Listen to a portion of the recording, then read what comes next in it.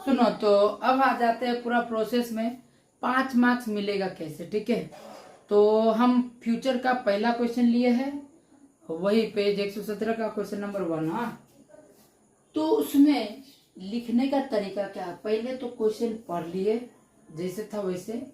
अब लिखना कैसे, क्वेश्चन से ही हमको आंसर लेना है। ठीक, तो हल लिख के कॉमा के बाद स्टार्ट करेंगे, जस्ट कॉमा के नीचे पलमपुर ग्राम की वर्तमान जनसंख्या P बराबर इतना। एग्जाम में अगर कोई बच्चा सिर्फ P बराबर इतना लिख दे रहा है, ये वर्ड नहीं लिख रहा है, तो उसको मार्क्स नहीं मिलने वाला है। P का मतलब क्या होगा, होगा कोई प्रमोद ठाकुर, होगा कोई प्रमोद विलास, समझ में आ रहा बात, कोई होगा पुजवा, कोई होगा पुनवा, समझ में आ रहा है। P का मतलब हमको पता नहीं है। अब बहुत कोई बोलेगा सर P का मतलब तो प्रिंसिपल होता है। प्रिंसिपल का मतलब होता है एक तरीका से पैसा, जिस पैसा में हम कोई भी चीज को खरीद के लाते, क्रय मूल्य को बोलते हैं प्रिंसिपल। क्या बोलते हैं, क्रय मूल्य। जो हम कोई भी चीज को खरीदते हैं उसको हम लोग क्या बोलते हैं, प्रिंसिपल बोलते हैं। यहाँ तो जनसंख्या है, तो जनसंख्या, जनसंख्या सोचो, दिमाग लगा, कभी प्रिंसिपल हुआ। ए का मतलब बोलेगा सर अमाउंट, अमाउंट का मतलब तो मिश्र धन होता है, तो ए का मतलब क्या, यहाँ पे जनसंख्या मिश्र धन सेम ही है। दिमाग लगाओ यार, गोबर बना रहा है तुमको। चलो ठीक है, कोई लिख रहा, चलो लिखना तो दिल को तुम ही रहो, मेरे अंदाज से तो सही नहीं है। ठीक, आगे पलमपुर ग्राम का वर्तमान जनसंख्या P बराबर इतना, P ब्रैकेट में लिखना पड़ेगा। प्रतिवर्ष जनसंख्या में वृद्धि दर, तब फिर R% बराबर इतना लिखना पड़ेगा, और समय को नॉर्मल समय लिख सकते हैं। फिर स्टार्ट करेंगे माना से, माना के बाद जस्ट कॉमा देंगे, फिर लिखेंगे कि 2 वर्ष बाद पलमपुर ग्राम की जनसंख्या हो जाएगी, या फिर जनसंख्या बराबर A मान लिए। हम जानते हैं A बराबर P × 1 + R/100⁴ अब प्लस का फॉर्मूला क्यों लगा, क्योंकि सिंस वृद्धि की दर है, इसीलिए प्लस वाला फॉर्मूला लगाए हैं।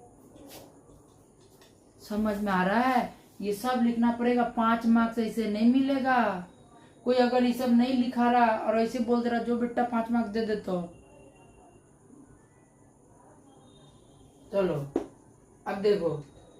ठीक है, तो अब यहां से हम जानते हैं ये फॉर्मूला वैल्यू पुट किए। अभी ये क्वेश्चन को हम सॉल्व करके दिखाए थे, तो सॉल्व कर लेंगे, जितना आंसर आएगा लास्ट में अतः करके लिख देंगे यही लाइन को, कि 2 वर्ष बाद पलमपुर ग्राम का जनसंख्या हो जाएगा बराबर 10609।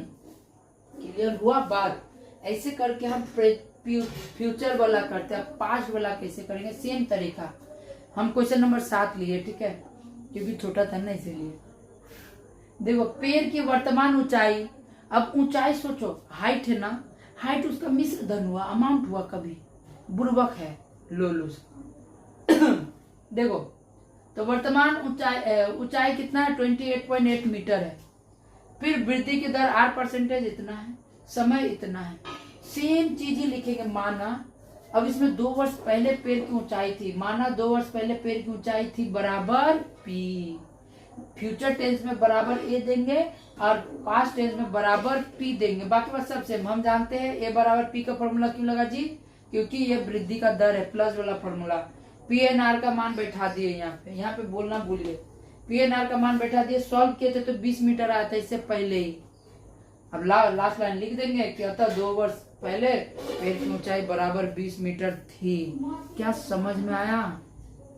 देखो रिक्वेस्ट है हम्बल कि अगर समझ में ना आए तो भी कमेंट्स करो, अगर समझ में आ जाए तो भी कमेंट्स करो, क्योंकि पूरा यूट्यूब छान लो। 6-7 मिनट 8-10 मिनट में पूरा चैप्टर का सारा क्वेश्चन कराने वाला नहीं मिलेगा। ठीक है, और हम तो इसे रटवाने वाला तो है नहीं कि सारा मैथ हम बना के दे देंगे। हम रास्ता दे दिए, चल के खुद जाओ, चलने नहीं आता तो लात मार के भगा देंगे।